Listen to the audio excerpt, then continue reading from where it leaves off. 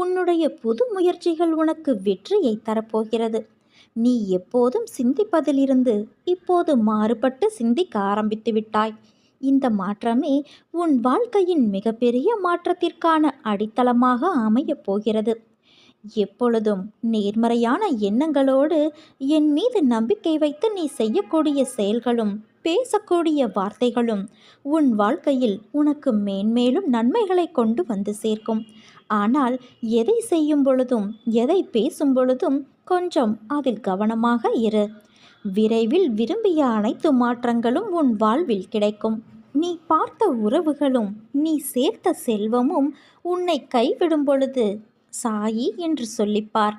கை கொடுக்க நான் ஓடி வருவேன்.